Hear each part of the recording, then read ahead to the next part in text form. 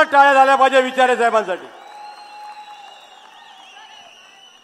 महाराष्ट्राचा आराध्य दैवत छत्रपती शिवाजी महाराजांना वंदन करून भारतरत्न डॉक्टर बाबासाहेब आंबेडकर, त्याचबरोबर आमचे गुरुवर्य धर्मवीर आनंदीगे साहेब यांच्या स्मृतीस वंदन करून या ठिकाणी महाविकास आघाडीच्या या मेळाव्यासाठी उपस्थित असलेले सन्माननीय या ठिकाणी खास करून आमचे उपनेते श्री माने साहेब, त्याचबरोबर शिरोडकरजी, आमचे उमेदवार सन्माननीय नरेशजी मणेरा साहेब, त्याचबरोबर आमचं तरुण नेतृत्व केदारजी दिघे, त्याचबरोबर या ठिकाणी उपस्थित असलेले ऐरोलीचे भावी आमदार M.K. मडवीजी आणि इथे बसलेले सन्माननीय राष्ट्रवादी काँग्रेसचे अध्यक्ष सुहास देसाई, त्याचबरोबर काँग्रेसचे आमचे अध्यक्ष श्री विक्रांतजी चव्हाण साहेब. आणि वेळ जास्त झाला आहे, आता लगेचच आदरणीय पक्षप्रमुख उद्धव ठाकरे साहेबांचं आगमन इथे होईल. सन्माननीय व्यासपीठ आणि समोर बसलेले सर्व पक्षाचे निष्ठावंत कार्यकर्ते बंधू आणि भगिनींनो, मला वाटतं या ठिकाणी लोकसभेनंतर आपण दुसऱ्यांदा या मंचकावरती आपण इथे बसलेलो आहोत. आज खऱ्या अर्थाने तुम्ही जर बघितलं असेल की या महाराष्ट्रामध्ये, देशामध्ये आदरणीय पक्षप्रमुख उद्धव ठाकरे साहेब असतील, आदरणीय शरदचंद्र पवार साहेब असतील, त्याचबरोबर राहुल गांधीजी असतील, मला वाटतं ही लढाई इथे बसलेल्या सर्वांची आहे. आणि ही मंडळी कशा पद्धतीने गेल्या 2.5 वर्षाच्या काळामध्ये सर्व शिवसेनेचे आपले सर्व कार्यकर्ते आज काम करतायत, खोट्या केसेस टाकल्या आहेत, आमच्या शाखा बळकवलेल्या आहेत. आज तुम्ही बघितले असेल महाराष्ट्राची परिस्थिती, आज महिला सुरक्षित नाहीत, त्या ठिकाणी मुलं सुरक्षित नाहीत. आणि अशा परिस्थितीमध्ये आज महाराष्ट्र चालला आहे. सर्व तरुण वर्ग जो आहे, आज कित्येक तरुण बेरोजगार आहेत, सर्व उद्योगधंदे त्या ठिकाणी गुजरातला गेलेले आहेत. आणि आपले सन्माननीय आज जे ते काही राज्यकर्ते आहेत, त्या राज्यकर्त्यांना मला वाटतं ते गुजरातचे आहेत का महाराष्ट्राचे आहेत तेच कळत नाही. कारण या संबंध या 2.5 वर्षाच्या काळामध्ये हा महाराष्ट्र कुठे नेऊन ठेवला आहे असं झालेलं आहे. आणि या महाराष्ट्राची अवस्था जर बदलायची असेल तर मला वाटतं महाविकास आघाडीचं सरकार या ठिकाणी येणं गरजेचं आहे. आदरणीय पक्षप्रमुख उद्धव ठाकरे साहेबांनी करोनाच्या काळामध्ये केलेली कामं लक्षात घेता आज तुम्ही बघितलं असेल छत्रपती शिवाजी महाराजांनी हिंदवी स्वराज्याची स्थापना केली. त्यावेळेला 18 पगड जाती, 12 बलुतेदार आणि सर्व जाती धर्माच्या लोकांना एकत्र करून त्या ठिकाणी स्वराज्य निर्माण केलं. परंतु आज तुम्ही बघितलं असेल कशा पद्धतीने जातीयवाद या ठिकाणी जोपासला जातोय आणि कशा पद्धतीने सर्व लोकांना त्रास देण्याचं काम या सरकारच्या माध्यमातून होत आहे. मी गेले 35 वर्ष या ठाणे शहराचा मी त्यावेळेला लोकप्रतिनिधी म्हणून काम करतोय.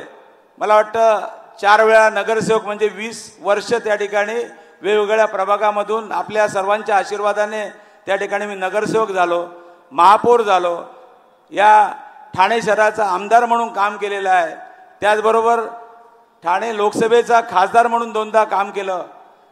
मी खास करून या ठिकाणी महाविकास आघाडीच्या सर्व नेते मंडळी आणि सर्व निष्ठावंत कार्यकर्त्यांना धन्यवाद देईन की गेल्या 2.5 वर्षाच्या काळामध्ये आपण सर्व मंडळी खांद्याला खांदा लावून या संबंध या सत्ताधाऱ्यांना त्या ठिकाणी घाम फोडण्याचा प्रयत्न आपण जो सर्वांनी केला त्याबद्दल तुम्हाला धन्यवाद देतो.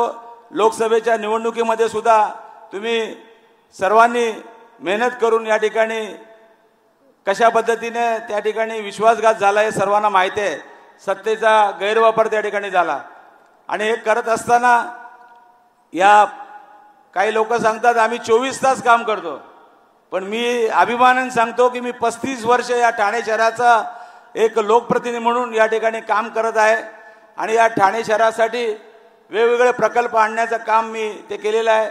माझं सर्वात महत्त्वाचं त्या ठिकाणी योगदान म्हणजे या ठाणे शहरासाठी लागणारे जे विजन डॉक्युमेंट मी महापौर असताना आपण केलं होतं आणि त्यामध्ये एक निष्कर्ष निघाला होता की या ठाणे शहरासाठी तुम्ही बघितलं असेल ऐतिहासिक असं हे ठाणे स्टेशन आहे जिथे पहिली रेल्वे त्या ठिकाणी धावली आणि त्या रेल्वे स्टेशनच्या गेल्या 10 वर्षामध्ये विविध सुविधा देण्याचं काम आपण त्या माध्यमातून केलेलं आहे आणि त्या स्टेशनला खऱ्या अर्थाने आपण मल्टी मॉडेल ट्रान्झिट हब या ठिकाणी मंजूर केलेला आहे आणि जसं एअरपोर्टच्या धर्तीवरती त्या ठिकाणी या स्टेशनचा विकास होणार आहे त्यासाठी निधीसुद्धा मंजूर झालेला आहे. त्याची सर्व त्या ठिकाणी प्रोसिजर सुरू आहे आणि त्यासुद्धा कामाला त्या ठिकाणी सुरुवात होणार आहे.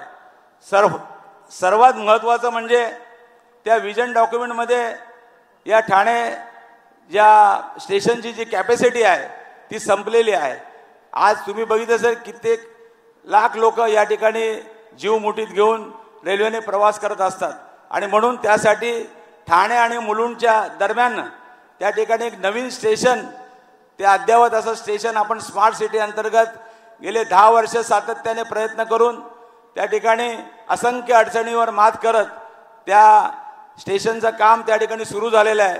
परंतु त्या स्टेशनच्या कामामध्ये राजन विचारेला त्या ठिकाणी क्रेडिट मिळू नये म्हणून त्या ठिकाणी गुपचूप काम सुरू केलेलं आहे. परंतु मी ठाणेकरांना सांगतो 2025ला या ठिकाणी या ठाणे स्टेशनचा नवीन स्टेशन जे मेंटल हॉस्पिटलच्या इकडे बनतंय ते तयार होणार आहे आणि 2025ला त्याचा लोकार्पण आपण ठाणेकरांना त्या ठिकाणी करणार आहोत. ते करत असताना आज तुम्ही बघितलं असेल या घोडबंदर पट्ट्यामध्ये वाहतूक कोंडी होते आणि त्या वाहतूक कोंडीसाठी वारंवार आम्ही त्या ठिकाणी आज मागणी करत होतो या कोस्टल रोड त्या ठिकाणी व्हावा म्हणून आणि त्याचं स्वप्न गेले 15 वर्षापासून आपण बघत होतो आणि सातत्याने प्रयत्न केल्यानंतर त्या एअरपोर्टची जी जागा आहे त्या ठिकाणी 1.9 किलोमीटरची जी बाउंड्री आहे गेली 14 वर्षापासून आपण सातत्याने प्रयत्न करत असताना त्या ठिकाणी 3 मंत्री संरक्षण मंत्री त्या ठिकाणी बदलले परंतु पर्रीकर साहेब या केंद्रीय मंत्र्यांनी त्या ठिकाणी आपल्याला विशेष करून या ठिकाणी त्याला मंजुरी दिली आणि आज तो कोस्टल रोड त्या ठिकाणी CRZ असेल MCZM असेल फॉरेस्ट असेल मुंबई हायकोर्टाची परवानगी घेऊन मला वाटतं त्याला कामाला मंजुरी मिळाली आहे आणि तो रस्ता जो आपण आहे तो आपण साकेत मार्गे त्या ठिकाणी पूर्वी तो भिवंडी बायपास ते गायमुख असा होता परंतु तो आपण एक्सटेंड करत आनंदनगरवरनं डायरेक्ट आपण त्या साकेत मार्गे बाळकुम होऊन गायमुखला त्या ठिकाणी जाणार आहोत आणि गायमुखच्या त्या ठिकाणी तुम्ही जर बघितलं असेल आपण 4x4 लेन त्याचबरोबर अप्पर लेवलला 2x2 लेन त्या ठिकाणी करतोय जेणेकरून या भिवंडीवरनं येणारे हेवी व्हेकल असतील मुंबईवरनं येणारे हेवी व्हेकल असतील त्या ठिकाणी आपण शहराच्या ह्याच्यातून न जाता या कोस्टल रोडनी जातील आणि जेणेकरून या घोडबंदर वासियांचा किंवा ठाणेकर वासियांचा या ठिकाणी वाहतूक कोंडीचा प्रश्न त्या ठिकाणी निकालात निघणार आहे. आणि ते करत असताना आपण बोरिवलीला जाणारा जो नॅशनल पार्कच्या मधून त्या ठिकाणी जाणारा टनेल आपण त्या ठिकाणी करतोय ती सुद्धा गेले कित्येक वर्षापासून आपली मागणी होती आणि त्यासुद्धा कामाला सुरुवात झालेली आहे. म्हणजे आपण ठाण्यावरनं बोरिवलीला जवळजवळ 20 मिनिटांमध्ये त्या ठिकाणी जाणार आहोत आणि अशा पद्धतीने या ठाणे शहराचे विविध प्रश्न सोडवण्याचं काम या माध्यमातून केलेलं आहे. वॉटरवेज त्या ठिकाणी आपल्या ठाणे शहराला असलेला ठाणे जिल्ह्याला असलेला जो खाडी किनारा आहे त्या ठिकाणाहून आपण वॉटरवेज त्या ठिकाणी करतो. पहिल्या फेजमध्ये भाईंदर टू वसई आपण रोरो सेवा त्या ठिकाणी सुरू केलेली आहे आणि ते करत असताना सेकंड फेजमध्ये त्या ठिकाणी फाउंटनची जेटी त्या ठिकाणी झालेली आहे त्याचबरोबर कोलशेतची जेटी झालेली आहे आणि तुम्ही बघितलं असेल हा वॉटरवेजच्या पुढचा जो टप्पा जो आहे साकेतजवळ जो त्या ठिकाणी ड्रेजिंग करण्याचे सुद्धा त्या ठिकाणी आपल्याला परवानगी मिळाली आहे जेणेकरून रोरो सेवा त्या ठिकाणी आपण सुरू करून सेकंड फेजमध्ये आपण त्या ऐरोली बेलापूर या ठिकाणी जाण्याचा मार्ग त्या ठिकाणी आपण तयार करतोय आणि ती सुद्धा एक वाहतूक कोंडीला एक पर्याय म्हणून त्या ठिकाणी वॉटरवेजचा आपण गेल्या 10 वर्षात प्रयत्न केलेला आहे. तुम्ही बघितलं असेल ठाणे शहर हे तलावांचं शहर आहे आणि या तलावांच्या शहरामध्ये मी हा जो मासुंदा तलाव जो आहे हा मासुंदा तलाव त्या ठिकाणी आपल्या खासदार निधीतून त्या ठिकाणी आपण काम केलेलं आहे आणि कशा पद्धतीने या शहराचं जी काही डेव्हलपमेंट आहे ते आपण गेल्या 10 वर्ष 35 वर्ष आपण करतोय. परंतु खासदार या नात्याने ठाणे शहराचे जे वेगवेगळे विविध प्रश्न आहेत ते मार्गी लावण्याचं काम आपण केलेलं आहे.